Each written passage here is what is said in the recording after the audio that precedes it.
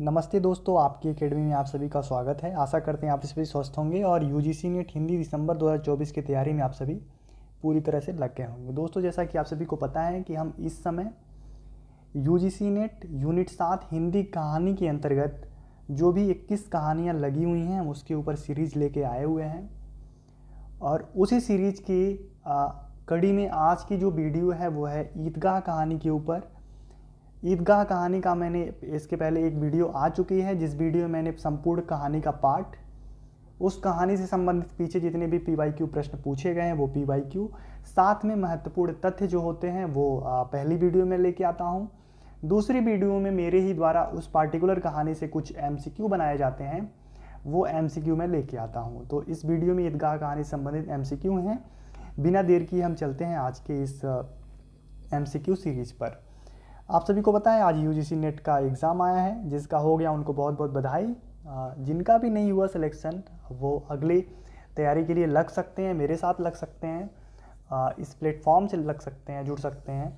निसंदेह यहाँ जो भी कंटेंट मैं पढ़ाऊँगा वो मेरे अनुसार संपूर्ण होगा और बेहतर होगा, तो आप यहाँ से अपनी तैयारी सुनिश्चित कर सकते हैं। तो इसमें देखिए, ईदगाह जो कहानी है उसके लेखक हैं मुंशी प्रेमचंद और ये 18वें नंबर की कहानी है। आप देखेंगे तो 21 कहानियाँ जो लगी हुई हैं उसमें यह 18वें नंबर की कहानी है। इसके पहले प्रश्न की तरफ चलते हैं। तो पहला प्रश्न देखिए, ईदगाह कहानी का प्रकाशन वर्ष क्या है? Option A 1931, option B 1932, option C 1933 या ऑप्शन डी 1934। इस प्रश्न का सही उत्तर क्या होगा आप कमेंट बॉक्स में दे सकते हैं, या फिर अपने सामने आप एक टेक्स्ट कॉपी रखिए, उसमें लिखते जाइए कि आप का उत्तर सही हो रहा है या गलत हो रहा है। अगर गलत हो रहा है तो उसको जाके दोबारा से देखिएगा। और जो मेरा पहला MCQ होता है वो यही होता है कि उस कहानी से संबंधित प्रकाशन वर्ष क्या है, क्योंकि ये बहुत ही महत्वपूर्ण, बहुत ही ज़रूरी बात हो जाती है कि आपको कम से कम उस रचना से संबंधित उसका प्रकाशन वर्ष तो पता ही होना चाहिए। इसके राइट आंसर की तरफ चलते, इसका सही उत्तर देखिए 1933 इसका उत्तर होगा। अगले प्रश्न की तरफ चलते हैं, प्रश्न संख्या 2। ईदगाह कहानी के अनुसार मोहसिन के मामा अपने घर कितना रुपए भेजते थे? इस प्रश्न की भूमिका मैं बता दूं तो पहले ऑप्शन पढ़ देता हूं। 10 रुपये, बी 20 रुपया, सी 40 रुपया और डी 50 रुपया। यह प्रश्न वहाँ से बना हुआ है जब मोहसिन, नूरे, सम्मी और महमूद के साथ जब हामिद ये पांचों मेला की तरफ जाते हैं, रमज़ान मेला देखने जाते हैं, उस समय मोहसिन अपने मामा के बारे में बताता है। उसका मामा जो होता है वो पुलिस डिपार्टमेंट में होता है। तो वो कहता है कि मेरे मामा लगभग रुपए में ऐसे कुछ 1 या 2 रुपए पर महीना कमाते हैं, लेकिन वो घर पे 50 रुपये भेजते हैं। इसका राइट आंसर है 50 रुपये। मैं उत्तर ही बता दिया, लेकिन वो 50 रुपये भेजते हैं पुलिस डिपार्टमेंट में होने के नाते। तो वो यहाँ से ये बताना चाहता है देखो इस डिपार्टमेंट में कितनी धांधली है। तो वहाँ से ये प्रश्न बना हुआ है। इसके राइट आंसर की तरफ चलते हैं, उत्तर देखते हैं। इसका सही उत्तर है 50 रुपये। तो मोहसिन के जो मामा होते हैं पुलिस डिपार्टमेंट में, वो अपने घर हमेशा जो है 50 रुपये भेजते हैं। उसमें महीना में भेजते हैं या साल में भेजते हैं ऐसा कोई जिक्र नहीं हुआ है, इसलिए आप जा करके दोबारा से भी उस टेक्स्ट को पढ़ लीजिए। अगर आपने अभी तक ईदगाह कहानी नहीं पढ़ी तो जाइए मेरे इसके पहले वाली वीडियो में ईदगाह में जाइए, देखिए महत्वपूर्ण तथ्य, सभी महत्वपूर्ण तथ्य, सभी पात्रों का एक जगह संकलन, पात्रों का संकलन मैंने किया हुआ एक जगह, उसके साथ साथ संपूर्ण कहानी का पाठ, संपूर्ण कहानी पाठ भी मैंने एक साथ किया हुआ है। आप वहाँ जा करके देख सकते हैं। अगले प्रश्न की तरफ चलते हैं। अगला प्रश्न है, रमजान के कितने रोज़ों के बाद ईद आती है? लगभग यह पहले ही पेज में है कि रमजान के कितने रोज़ों के बाद ईद आती है। ऑप्शन ए 21 रोज, ऑप्शन बी 26, सी 30 रोज़ों के बाद और डी है 40 रोज़ों के बाद। इसका सही उत्तर होगा 30। आप देख सकते हैं। अगले प्रश्न की तरफ चलते हैं। अगला प्रश्न है प्रश्न संख्या 4। ईदगाह कहानी के विषय में असंगत कथन है। ऑप्शन ए, ईदगाह प्रेमचंद की मूलतः उर्दू में लिखी गई कहानी है। बी, यह कहानी 1933 में प्रकाशित हुई थी। सी, प्रेमचंद के पुत्र अमृत राय ने इस कहानी का नाट्य रूपांतरण किया। डी, यह कहानी 3 भागों में विभक्त है।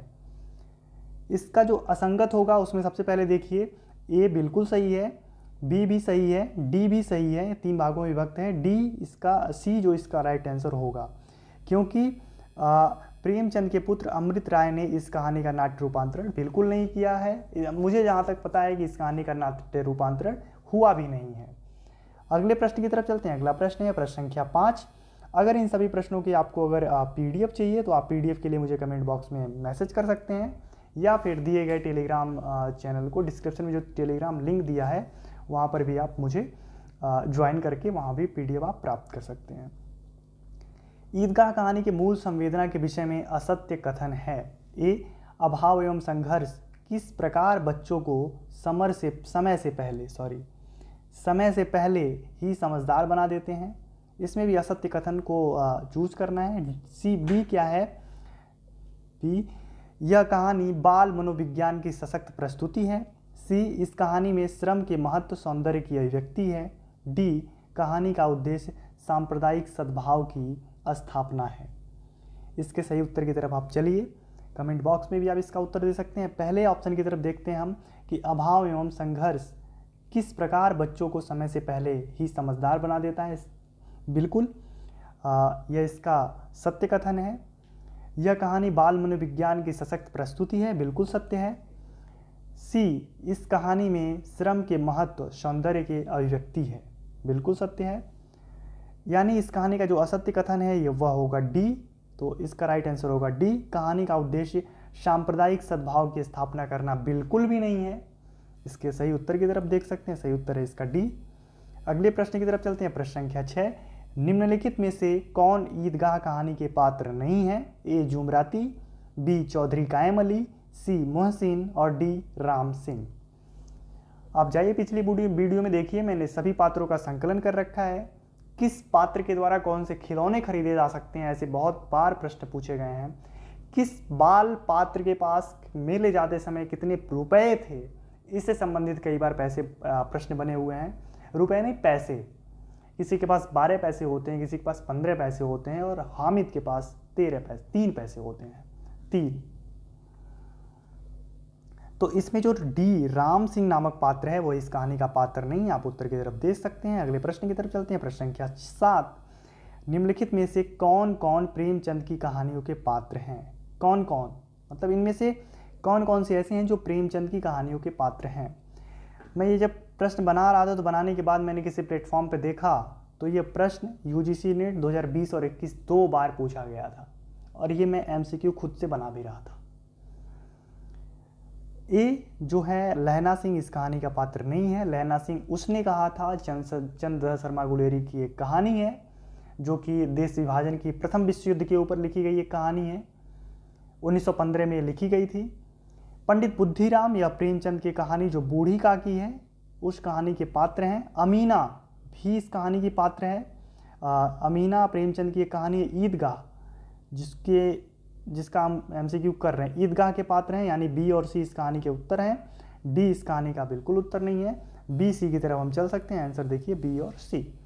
मैं कूट में करके इसका ऑप्शन भी मैं बना सकता था, लेकिन नहीं बनाया। मैं सोचा सीधे इसका देखते हैं आप लोग क्या रिप्लाई करते हो। अगले प्रश्न की तरफ चलते हैं। अगला प्रश्न है प्रश्न संख्या 8।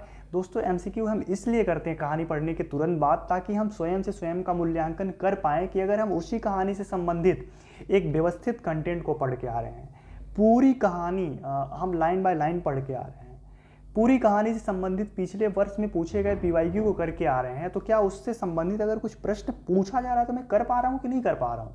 इसलिए मैं MCQ लेके आता हूँ, ज़्यादा नहीं लेके आता हूँ, 10, 12, 7, 8, 9, 10, बहुत छोटी सी वीडियो में, ताकि आप कर पाओ। आप 2x पे देखोगे तो इसे 5 मिनट में चलते चलते कहीं भी कर लोगे, और 5 मिनट एक कहानी के MCQ को करने के लिए मुझे नहीं लगता बहुत ज़्यादा आप समय बर्बाद कर रहे हो अपना, और बिल्कुल भी बर्बाद नहीं है। यहाँ से बहुत कुछ आपको, बहुत सारे तथ्य मिल जाएंगे जो आप याद कर लोगे तो पेपर में फंस सकते हैं प्रश्न। 8वां प्रश्न देखिए, अमीना अपनी कोठरी में बैठी क्यों रो रही थी। 4 ऑप्शन है, चारों ऑप्शन मिलते जुलते ऑप्शन है, लेकिन सटीक ऑप्शन हमें चूज करना है। बेटे की मृत्यु के कारण, बी, पड़ोसियों से हुए झगड़ों के कारण, सी, ईद के दिन घर में अनाज का एक दाना भी न होने के कारण, डी, हामिद को अकेला ईदगाह भेजने के कारण। सी ऑप्शन को छोड़ दिया जाए, बी ऑप्शन को छोड़ दिया जाए, तो बाकी ए, सी और डी ये तीनों कारण हैं उसके परेशानी के। उसकी चिंता के या फिर उसके दुख के, उसके कष्ट के, लेकिन उसके रोने के पीछे केवल एकमात्र कारण है। वह कारण यह है कि ईद के दिन उसके घर में अनाज का एक भी दाना नहीं था। हामिद को अकेला ईदगाह भेजने के कारण वो परेशान तो थी, लेकिन रो नहीं रही थी। वो चिंता व्यक्त कर रही थी कि कैसे छोड़ दो इसे अकेले में ले जाने के लिए। आप कहानी को पढ़िए। बेटे की मृत्यु के कारण वो परेशान तो है, उस पर चिंता तो व्यक्त कर रही है, लेकिन वो रो नहीं रही है उस पर। तो इसका राइट आंसर होगा सी, ऑप्शन सी। अगले प्रश्न की तरफ चलते हैं। अगला प्रश्न है प्रश्न संख्या 9। अमीना के बटुए में कुल कितने पैसे थे? ए 3 पैसे, बी 5 पैसे, सी 2 पैसे, डी 6 पैसे। इसका राइट आंसर होगा बी। अमीना के बटुए में कुल 5 पैसे थे, जिसमें से कितने पैसे वो दे देती है उसको, हामिद को? 3 पैसे हामिद को दे देती है। अगले प्रश्न की तरफ चलते हैं। आज का ये अंतिम प्रश्न है। दुआ को लिए फिरते हो, उल्टे मार न पड़े, यह कथन किसने किससे कहा? दुआ को लिए फिरते हो, उल्टे मार न पड़े। जब सब मेले से आते हैं और चिमटा दिखा देता है हामिद, उसके बाद मोहसिन, नूरे, महमूद, इन सबों के बीच में खलबली मचती है। वो उसमें से कोई ये कहता है कि हामिद को तो बहुत सारी दुआएं मिलेंगी, मुझे तो दुआएं नहीं मिलेंगी। तो एक उसी में कैरेक्टर बाल पात्र कहता है, तुम दुआओं की बात करते हो, उल्टे मार पड़ेगी मार। तो ये वहाँ से प्रश्न बना हुआ है ये। तो ये बात कौन किससे कहता है? अगर आप कहानी को सही से पढ़े हो, एक एक पात्र को आप से अपने आप को जोड़ पाए हो, या अपने आसपास के किसी अपने दोस्तों से, किसी और कैरेक्टर से जोड़ करके, रिलेट करके देखते हो, तो निसंदेह ऐसे प्रश्न का उत्तर आप दे पाओगे। क्या हामिद ने महमूद से कहा था? बिल्कुल नहीं। महमूद ने मोहसिन से कहा था? मोहसिन ने हामिद से कहा था? बिल्कुल नहीं। नूरे ने महमूद से कहा था? बिल्कुल नहीं। महमूद ने मोहसिन से कहा था। इसका आंसर होगा बी। आज का अंतिम प्रश्न था। धन्यवाद आप सभी को। आप सभी स्वस्थ रहिए और यूजीसी नेट हिंदी दिसंबर की तैयारी आप लोग करते रहिए। दोस्तों, मैं बार बार कहता हूँ, आप सभी पेपर फर्स्ट की भी तैयारी करते रहिए, क्योंकि जैसे रिजल्ट बन रहे हैं, केवल पेपर सेकंड से कुछ काम चलने वाला नहीं है, क्योंकि मेरा भी अनुभव है कुछ इस पेपर से। तो आप सभी अपनी तैयारी करते रहिए। मैं लगातार इस चैनल पर कंटेंट लेके आऊँगा। कोशिश करूँगा कि मैं 10 यूनिट पर व्यवस्थित इसी तरह से कंटेंट लेके आऊँ दिसंबर एग्ज़ाम से पहले तक। उसके बाद मेरी एक लोगों से बात हो रही है कि अगर फर्स्ट पेपर के लिए कोई तैयार हो जाता है, तो मैं फर्स्ट पेपर के लिए भी बहुत ही व्यवस्थित कंटेंट इसी प्लेटफॉर्म पे लेके आने की कोशिश करूँगा। थोड़ी सी आप लोगों की सहयोग चाहिए होगा। मैं देखता हूँ वो सहयोग किस तरीके से चाहिए। अभी कोई ये प्लान नहीं है कि कोई पेड कोर्स या ऐसी वैसी कोई ज़रूरत नहीं है मुझे। मैं लेके आना चाहता हूँ इस तरह से, और आप लगातार अगर इस चैनल का साथ दोगे तो निश्चित रूप से आपकी एकेडमी जो प्लेटफॉर्म है वो आपके साथ निरंतरता बनाए रखेगी। धन्यवाद। मिलते हैं अगले वीडियो में एक नई कहानी के साथ। तब तक के लिए धन्यवाद।